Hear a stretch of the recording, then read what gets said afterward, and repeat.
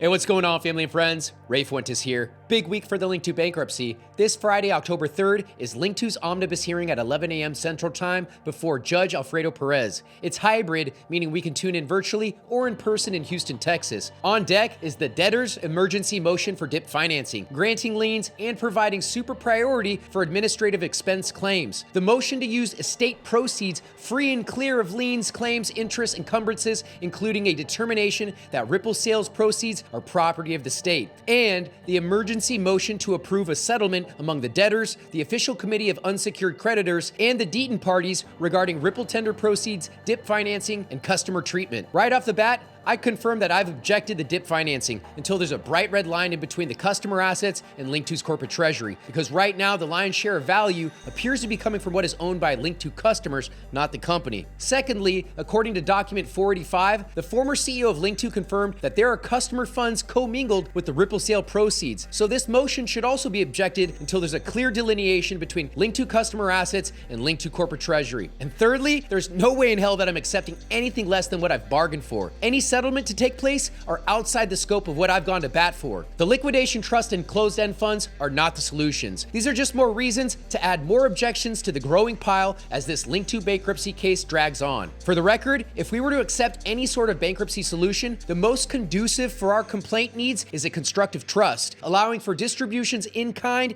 and not diluted or pooled with unsecured creditors. In this video, I'm going to go deeper into the Linqto bankruptcy filings, revealing some interesting information and really what doesn't make sense. Check out document 533. It identifies the schedule of assets and liabilities and statements of financial affairs for the debtor Linqto Liquid Shares LLC. A summary of assets can be seen under Part 1, Number 1, Item C, identifying $685,273,842.50 based on a fair market value of June 30th, 2025. Part 4, Item 14 reveals the publicly traded stocks that are in the care, custody, and control of Linqto Liquid Shares LLC, the current SPV manager. Here are my concerns. Check out Chime's categorization. Chime went public on June 12th, yet the schedule doesn't group it with the other public equities, even though available info indicates a direct purchase via Linqto Liquid Shares LLC, meaning Linqto Liquid Shares LLC is on Chime's cap table. So there should have been post-IPO distributions by now. And alphabetically, Chime should appear right above Circle. So as presented, I believe this should be corrected. Number 2, the percent ownership confirms unknown down the line for all issuers. In my view, Linqto, the custodian or transfer agent, has this data. Accepting unknown undermines a clean treasury versus customer reconciliation. Number 3,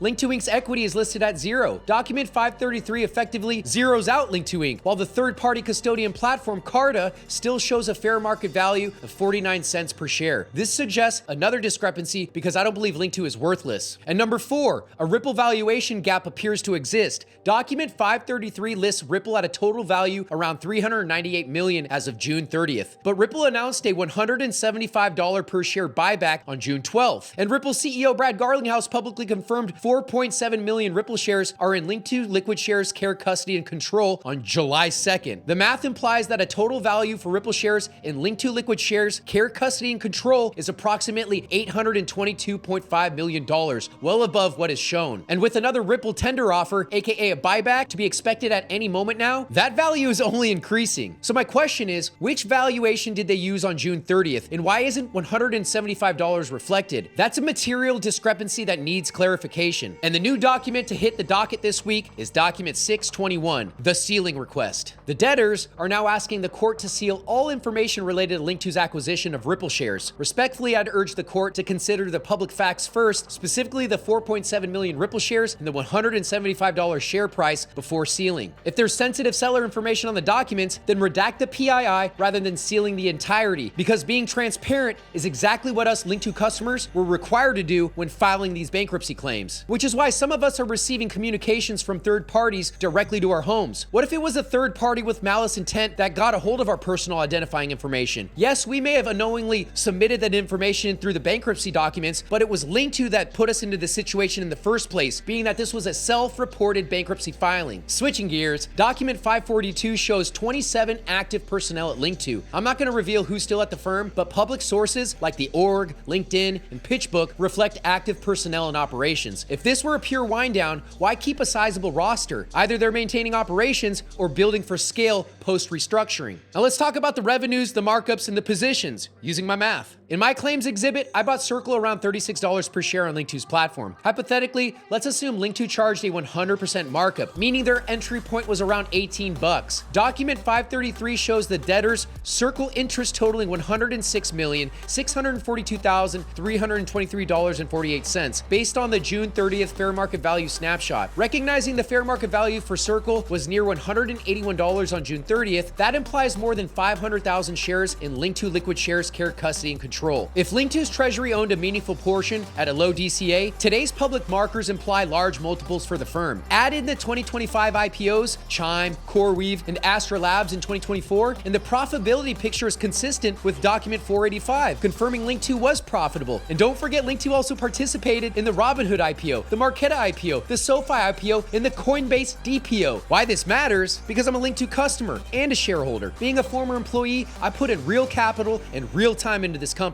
I put in nights, weekends, and even during family trips, putting my marriage on the line because I believe in an equal opportunity for all investors, and I believe in democratizing access to the private capital markets. If a debt-free company like Linqto can file Chapter 11 and then reorient control over its customer assets, which potentially succeed past $1 billion in value, that's a policy problem with implications for the 13,000 investors worldwide. So I believe we need to shift focus on changing the laws rather than the proposed solutions by those who put us here in the first place. Bill HR 3339, the Equal Opportunity for All Investors Act of 2025, which is now under review in the Senate, aims to broaden responsible access for both accredited and non-accredited investors, basically allowing everyday people to take an exam qualifying if they're sophisticated enough to understand the risks of the financial products they're engaging with. But until this bill is passed, we're stuck in a gray zone where an SPV manager can exert discretionary control without strong transparency or enforceable protections. Accredited investors with clean SPV one-for-one paperwork shouldn't be forced into a pooled fund because non-accredited protections are unclear. If legislation lags, we should then focus on amending the SPV manager's powers, requiring independent, court-supervised oversight, multi-signatures for asset movement, policy limits, and series-by-series reconciliation to the custodian or transfer agent's records. Here's the bigger picture as to why this case may be just as consequential as the Jobs Act era. Approximately 13,000 investors, accredited and non-accredited, are caught in the middle. This isn't a top 25 bankruptcy case according to U.S. history, but it could be one of the most consequential since the Jobs Act of 2012. Under the Jobs Act, crossing 10 million in assets and having either 2,000 holders or 500 non-accredited investors can trip public reporting thresholds. Yet platforms have leaned in on Reg D, exempted securities. As platforms scale, exemptions can get tripped up by either structure or growth, leaving gaps in current laws. Even with clear lines between equity holders and SPV investors, the blueprint here could get copied and thousands of investors can get hurt. Again, so we need to consider the following reforms. Amend Reg D exemptions, allowing platforms to scale their distributions. Amend the SPV manager's powers in series LLCs, instituting independent oversight, multi-signatures, policy limits, and series-level reconciliation. Pass the HR 3339 to level access responsibly. Update the Jobs Act threshold, being mindful of the platform era we're living in today. Update the accredited investor status. For example, elevate traditional accredited to institutional accredited investors, while grandfathering Linqto's non-accredited community based on their demonstrated participation. And lastly, to enable broader participation in the accredited investor arena by introducing an exam, not an ordeal like this bankruptcy case we're dealing with today.